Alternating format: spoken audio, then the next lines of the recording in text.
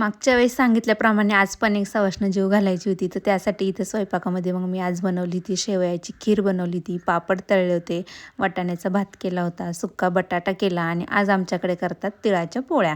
तुम्ही पण करता का पोळ्या? मला नक्की सांगा. आईने इथं एक ताट सवाष्णीसाठी आणि एक देवासाठी नैवेद्य भरला होता. त्यानंतर मग मैत्रीण आली सवाष्ण जेवण्यासाठी. तिचं जेवण वगैरे सगळं व्यवस्थित झाल्यानंतर मग मी वौसा तयार करायला घेतला. इथं सगळं एका ताटामध्ये आधी सगळा वौसा मिक्स करून घेतला आणि छान असं पूजेसाठी एक हे वौशाचं ताट तयार केलं. मग मी इथं पार पप्पांच्या त्याच्या पाठीमागं लागला होता त्यांच्या, की मला पतंगाला कण्णी बांधून द्या म्हणून. आता मंदिरात जायचं म्हणून म्हटलं थोडासा मेकअप करा. आता मेकअप फार काही मला जमत नाही.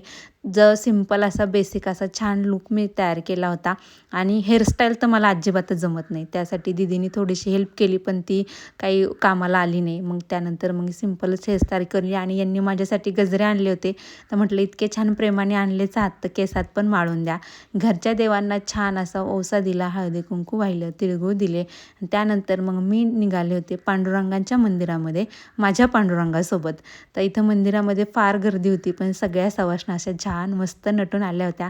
छान देवाला ओसा वगैरे दिला. त्यानंतर मंदिरामध्ये मग माझी मैत्रीण आणि तिची आई दोघी पण भेटल्या. दोघींना पण हळदी कुंकू दिलं, तिळगूळ दिले आणि त्यानंतर मंदिरामध्ये सगळ्या सवाष्णींना मग वौसा दिला. मी त्यांना वौसा दिला, त्यांनी मला वौसा दिला. खरं तर हे करताना म्हणजे खूपच असं छान प्रसन्न वाटत होतं. आणि आता कसं प्रत्येक भागात प्रत्येकाची पद्धती वेगवेगळी असते. तर इथं एका ताईंना विडे द्यायचं होतं, तर त्यांना पण विडे वगैरे दिले. आणि इथं मंदिरामध्ये आहे ना, आई माझी आधीच वौसा घेऊन गेली होती. तर मग मी आले म्हणून मग ती पण मला परत भेटायला आली मंदिरामध्ये. मग आईला पण हळदी कुंकू वगैरे दिलं. चला भेटूयात पुढच्या व्हिडिओमध्ये.